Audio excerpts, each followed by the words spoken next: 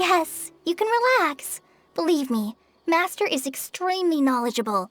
If he says that she's going to be alright, then there's absolutely nothing to worry about. Oh, are you awake now? Oh, thank goodness! Traveler, you're finally awake! Well, we're at... good question. Where are we? Jaime was in such a panic when you passed out that she even forgot to ask what place this is. This is Gandharvaville. It was originally built by scholars from Sumeru as a place to rest in the rainforest. Now it's mainly used by the forest rangers as a base of operations. My name is Kale. I'm a trainee forest ranger. My master and I found you passed out during our patrol, so we brought you here.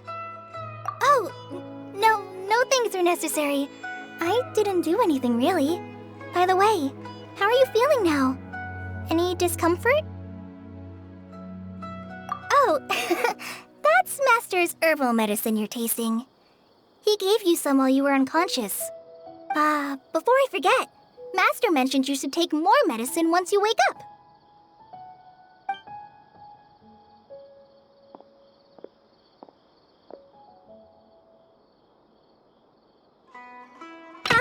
Whoops! Kale, what's the matter? Were you trying to retrieve the medicine? As I've already told you, you must be careful with these. All right, I'll get it for you once I'm finished here. Sorry, Master.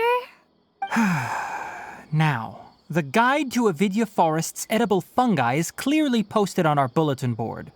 But if Farbode forgets which mushrooms to avoid one more time, I'll have no choice but to leave the guide somewhere a little more visible. Like right smack on his forehead so others can remind him to be careful. Right? This is the second time he's come down with food poisoning this month. I'll be sure to give him a good talking to. Yes, please do. If, on the off chance, Farbode simply enjoys having little imaginary fairies dance before his eyes, then we'll just let him be.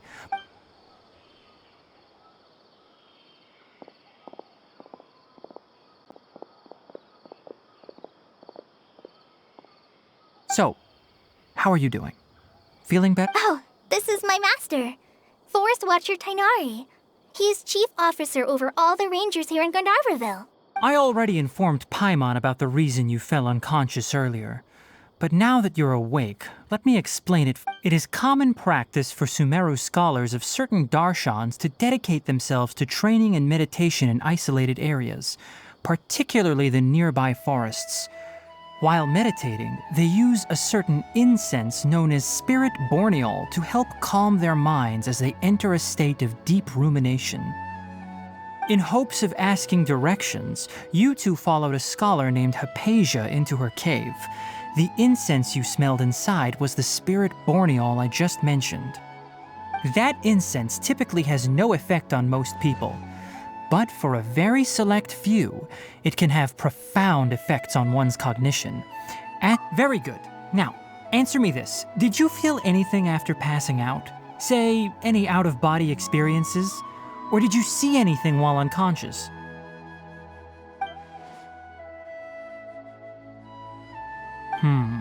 Kale, let the others know to stop bringing their patrol logs here for now. Huh? Why? because these two will be staying here for the next few days.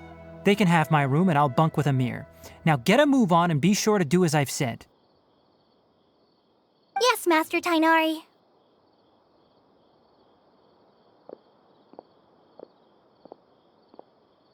Wait, hold on a second. Sure, let me fill you in. I originally planned to send you on your way once you finished your medicine. However, it appears now that you should stay a while longer in Gandharvaville for further observation while you recuperate. Further observation? No need to be hasty. As long as you have the capacity to judge between right and wrong, I promise that you'll understand the gravity of the situation Based on what you saw after smelling the incense and losing consciousness, we can conclude that you experienced a powerful hallucination, which suggests your mental state is not in the best of shape. If you're skeptical, have a whiff of this. Whoa! Are you okay? You're experiencing a similar sensation as when you passed out, aren't you? So even though your condition is stable as of now, if I were to haphazardly let you leave, it's highly likely that you'd suddenly pass out again somewhere else. The rainforest is home to many fierce animals and hazardous areas.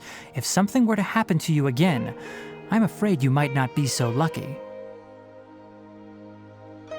For now, I suggest you continue taking your medicine each day and avoid wandering off on your own. At least until you stop having adverse reactions to this kind of smell, okay? Good. Now continue resting while I fire up another bowl of medicine for you. Seriously? We just arrived in Sumeru and we're already having problems. Paimon knows we're set on meeting Lesser Lord Kusanali as soon as possible, but you really don't look too good. It'd probably be best to let you recover first. Hey! Are you even listening to Paimon? Paimon's over here worrying about you, you know! What's weird? You mean how you're feeling now?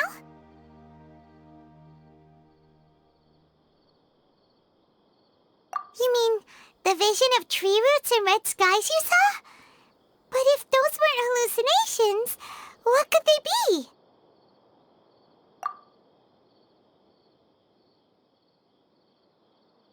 Well, considering how unique you are, Paimon trusts your judgment here. But why didn't you say anything about it to Tainari? If he misjudged your condition, then there's a chance you could get worse, right? Huh? You mean that Tainari already knows that what you saw weren't hallucinations? But if that's the case, why would he try to hide that from us? Oh, Paimon gets it now. That explains why you were so quiet earlier. Well, that settles it then. We'll stay here to rest up and figure out what's going on with your hallucinations. But it seems like asking Tainari might not be an option anymore. What do you think? Good idea. Kale's pretty friendly. We can ask her tomorrow about what she knows regarding the Dendro Archon and customs in Sumeru.